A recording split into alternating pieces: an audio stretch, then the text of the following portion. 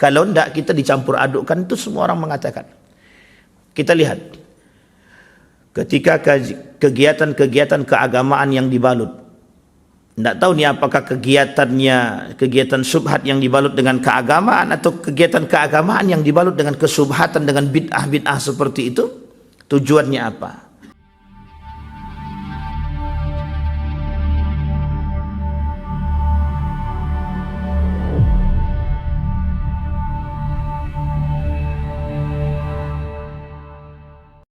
Kita melanjutkan kajian kita tentang fenomena atau fitnah-fitnah yang terjadi di akhir zaman. Dia ada fitnah yang di akhir zaman itu fitnah yang sudah terjadi, ada yang fitnah yang belum terjadi atau yang akan terjadi, dan ada beberapa fitnah-fitnah yang lain sebelum kita bertemu dengan tanda-tanda kiamat besar. Nah, fenomena-fenomena dan tanda-tanda kiamat seperti ini disebut dengan tanda-tanda kiamat kecil, yang pasti akan datang, pasti, tidak mungkin tidak, karena Nabi yang bilang. Kalau Nabi yang bilang itu pasti datang, hanya saja kita menunggu. Nah, menunggu kedatangan hari kiamat ini dengan fenomena-fenomena atau tanda-tandanya itu butuh, menjawabnya butuh dengan keimanan dan ketakwaan. Kalau kita tidak beriman, salah. Tapi kalau kita beriman, ya wajib, hukumnya memang wajib beriman. Seperti kata para ulama dalam kitab Armageddon itu, Nabi bilang bahwa salah satu tanda datangnya hari kiamat itu adalah dengan lahirnya Nabi.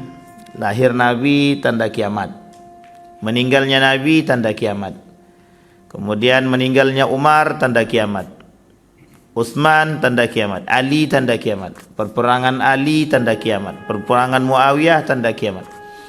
Bahkan sampai Nabi dalam hadisnya mengatakan begini, kelak kata Nabi di akhir zaman itu yang akan banyak merubah sunnahku, kata Nabi di dalam riwayat yang lain itu, hadisnya mauquf, kata Nabi kelak di akhir zaman, kalau mauquf biasanya enggak sampai kepada Nabi tapi sampai kepada para sahabat. Yang terjadi di akhir zaman itu yang pertama sekali merubah daripada sunnah-sunnahku, kata Nabi, kata para ulama itu, kata para sahabat itu, sampai dimulai dari masanya daulah atau dinasti Umayyah. Jadi ketika dinasti Umayyah itu akan terjadi perubahan. Singkat cerita, itu sering terjadi dan bisa dilihat dalam sejarah. Di dalam sejarah itu pertama sekali perayaan Maulidir Rasul, Maulid Nabi, baginda Nabi Muhammad sallallahu alaihi wasallam, itu lebih tepatnya akhir dinasti Abbasiyah. Kemudian di masa Utsmaniyah juga terjadi banyak hal-hal yang inovasi dalam ibadah. Tetapi kita tidak katakan ada sesuatu yang apakah ini bid'ah ataupun bukan bid'ah. Tapi kita harus tegas pada poin-poin tertentu. Sampai Nabi bilang begini dalam riwayat yang lain, kata Nabi, kelak di akhir zaman itu banyak sekali pelaku-pelaku bid'ah itu banyak. Pelaku-pelaku bid'ah itu banyak. Maka Nabi bilang dalam hadisnya kepada kita semua, kata Nabi, an Abi Hurairah radhiyallahu anhu anna Rasulullah sallallahu alaihi wasallam qala, kata Nabi, badiru bil a'mal salih. Jadi kata Nabi begini, ketika Nabi menyampaikan kepada para sahabat itu, kata Nabi, badiru bil a'mal salih, perbanyak bersegera melakukan amal-amal soleh yang baik, yang sesuai. Kenapa demikian? Karena kalimat selanjutnya itu ada. Kalimat selanjutnya ini yang membuat kita agak sedikit khawatir. Kata Nabi, ka qita'il lail, fitanan ka qita'il lail, yusbih mu'minan wa yumsi kafiran. Atau sebaliknya kata Nabi, yumsi mu'minan wa yusbih kafiran. Kata Nabi, cepat melakukan ibadah yang baik, yang sesuai dengan tuntunan, kata Nabi. Kenapa begitu? Ada orang di subuh hari, pagi hari dia beriman, malam dia kafir, kata dia. Malam dia beriman, siang dia kafir, kata dia. Itu Nabi yang bilang. Kata Nabi, wa yusbihu mu'minan wa yumsi kafiran, yumsi mu'minan wa yusbih kafiran. Jadi manusia itu, kata Nabi, kelak di akhir zaman itu seperti itu dia. Terbelah dua, seperti mata uang dengan dua sisi yang berbeda. Tapi jadi satu. Malam dia jadi mukmin, siang jadi kafir. Ini sebenarnya kiasan, bukan hanya kiasan, tapi ini peringatan kata Nabi. Kenapa saking mudahnya kelak manusia membolak-balikkan keadaan dan keimanannya itu. Seolah-olah iman itu seperti mainan. Dan tidak salah itu, ibadah itu di akhir zaman kata Nabi, kelak di akhir zaman itu ibadah itu seperti orang-orang yang muslim bukan mukmin. Orang-orang muslim mempermainkan ibadah. Jadi membuat ibadah itu sekehendak perutnya saja. Tuh. Jadi bahasa Jawanya itu kan, sakarap mulah katanya kan gitu. Jadi sesuka hati dia buat. Kita ambil contoh misalkan. Sampai dikatakan oleh Imam Al-Ghazali, ada orang yang melaksanakan ibadah dengan inovasi dan cepat gitu. Itu bid'ah gitu. Itu bid'ah yang sesungguhnya gitu. Ini saya tidak kemana-mana sebenarnya, tapi karena kondisi judulnya sama gitu. Contohnya seperti salat tarawih yang 23 rakaat kemudian dilakukan dalam waktu yang 10 menit sesingkat mungkin. Itu bid'ah betulan itu, Pak. Dan kita betul-betulan aja, kita harus sampaikan apa adanya. Itu bid'ah benaran itu. Dan itu dikatakan oleh para ulama itu bid'ah. Tapi ulama nggak bisa menyesatkan tuh, Pak. Nggak bisa menyesatkan. Ini sesat, nggak bisa, Pak. Nah, ini muskilahnya di sini. Makanya kondisi terberat di tengah para ulama itu menyesatkan tak bisa, mengkafirkan tak bisa. Tapi zahir kebid'ahannya zahir, tapi tidak bisa disesatkan. Makanya kata para ulama itu bid'ah yang sesungguhnya. Kenapa tidak bid'ah? Karena kelak di akhir zaman kata Nabi, orang tuh berinovasi dalam ibadah itu sesuka hati aja. Mereka buat acara kajian besar-besaran, tapi dengan DJ-nya, dengan musiknya, dengan dangdutannya dicampur, Pak. Mereka campur yang hak dan yang batil. Apa kata Allah dalam Al-Quran? Wala talbisul haqqa bil batil. Jangan campurkan yang hak dengan yang batil. Mana yang batil? Yang batil itu mana? Musik itu kalau sudah dicampur dengan biduannya, dan kita nggak tahu itu apakah di belakangnya ada khamarnya atau tidak, itu udah jadi batil itu. Kajiannya baik, tapi dicampur dengan sesuatu yang tidak baik. Makanya kata Allah, wala talbisul haqqa bil batil. Jangan campurkan, jangan kalian campurkan sesuatu yang hak dan yang batil. Tidak bisa, karena tidak masuk. Buktinya apa? Sebagaimanapun mereka membalut acara-acara itu dengan kondisi-kondisi kebatilan, itu akan nampak dan banyak orang yang akan menghujat. Kenapa mereka menghujat? Karena mereka tahu ini tidak cocok, tidak masuk. Misal peringatan nuzul Quran misalkan dibuat di depan masjid, tapi di situ ada dendang-dendangnya, berdendang dengan musik keyboardnya, dangdutannya segala macamnya. Meskipun irama yang didangdutkan itu sholawat misalkan, tapi itu mencoreng yang harusnya tidak dilakukan. Maka itu terjadi sebuah kesubhatan itu, subhat yang besar itu para ulama begitu. Sehingga kata Nabi, badiru bil a'malis salih. Saking tak nampaknya lagi, saking subhatnya, saking abu-abunya keadaan ketika itu kata Nabi, maka cepat-cepatlah beribadah dengan baik kata Nabi. Nanti kalian tidak akan tahu orang seperti itu tuh. Karena banyak yang mengatakan sholat seperti ini yang 23 rakaat dilakukan dalam 10 menit itu banyak yang mengikut dan banyak yang membenarkan. Bahkan yang membenarkan dari kalangan para pengikut gitu. Sama perbuatan-perbuatan seperti yang dilakukan kajian-kajian yang dibarengi dengan musik irama yang tidak baik itu dianggap benar, itu dianggap benar. Yang membenarkan siapa? Para pengikut. Dengan dalilnya apa? Inovasi untuk mengajak orang kepada kebaikan. Ya, kita lihat lebih banyak mana, lebih banyak yang ikut apa yang tak ikut. Maksudnya lebih banyak yang berubah atau yang tidak berubah. Nah, ini masalah, Pak. Dari sini kondisi kita. Nah, kata Nabi, saking bercampurnya antara yang putih dan yang hitam itu tidak nampak. Maka yang ketika itu bertahan, kata Nabi, yang bisa melihat mana yang baik dan mana yang buruk itu. Sehingga Bapak Ibu sekalian yang berbahagia, kata Nabi, badiru bil amalis salih. Kelak akan terjadi fitnah yang besar di antara umat manusia, kata Nabi, maka bersegeralah kalian melakukan kebaikan agar kalian selamat. Kenapa? Kata Nabi, malamnya orang beriman, besoknya orang kafir.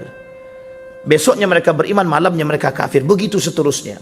Sampai Allah katakan dalam hadis kursi, sampai Nabi katakan dalam hadisnya, kata Nabi, Allah itu yabsutu yadaihi, mengangkat tangannya. Allah itu mengangkat tangannya.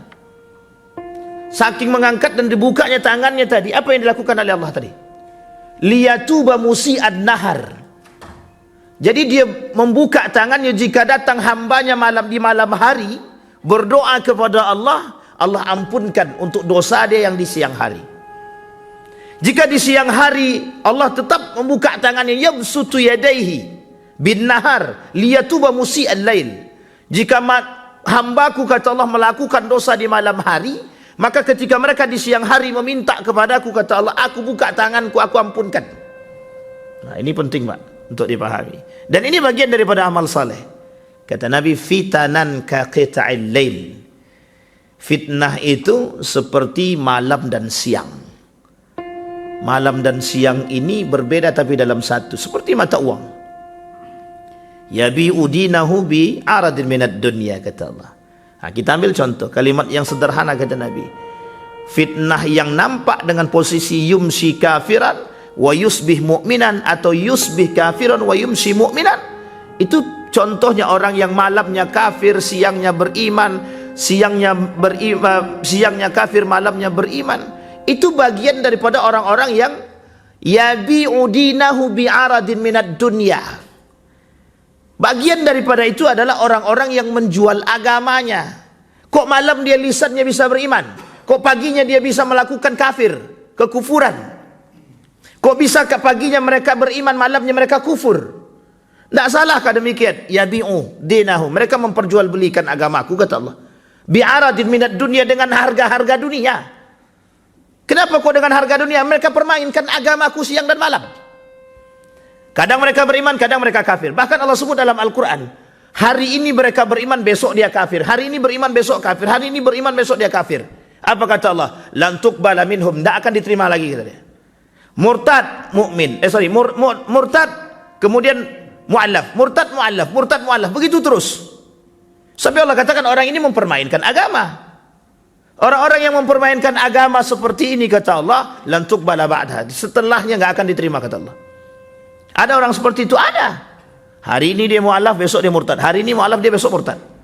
Sama dengan kondisi yang tadi, beriman kafir, beriman kafir, beriman kafir. Jadi seolah-olah agama ini mainan. Kata Allah, yabi'u dinahu bi'aradin minad dunya. Itu karena dunia, kata dia. Karena urusan dunia mereka permainkan demikian, kata dia. Jadi segitu tidak bernilainya agama di mata mereka. Disitulah Nabi mengatakan, sangat menekankan kepada kita, yuk melakukan amal soleh, kata Nabi. Perbanyak. Kenapa? Karena orang yang beramal dengan soleh, beramal soleh yang baik, yang benar, yang sesuai dengan tuntunan Nabi, itu yang selamat. Kalau tidak, kita dicampur adukkan, itu semua orang mengatakan. Kita lihat, ketika kegiatan-kegiatan keagamaan yang dibalut, tidak tahu nih apakah kegiatan syubhat yang dibalut dengan keagamaan, atau kegiatan keagamaan yang dibalut dengan kesubhatan, dengan bid'ah-bid'ah seperti itu. Tujuannya apa?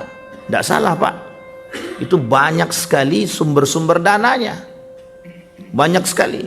Kita tidak suuzon Pak, tidak suuzon, tapi bisa kita lihat, bisa kita pastikan, orang-orang yang mohon maaf, orang yang menjual agama dengan lisan mereka, mereka jadikan agama pembalut kepentingan mereka. Coba perhatikan, mereka dengan mudahnya bergaya, mempamerkan hartanya, alat transportasinya, gaya hidupnya, tapi lisan mereka menjual agama, lisannya menjual agama.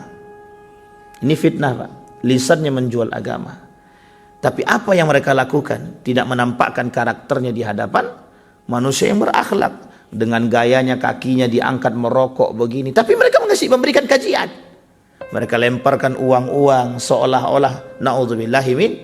Ini fitnah Pak. Boleh Bapak Ibu lihat sekarang fitnahnya, fitnah agama, fitnah dianggap ibadah.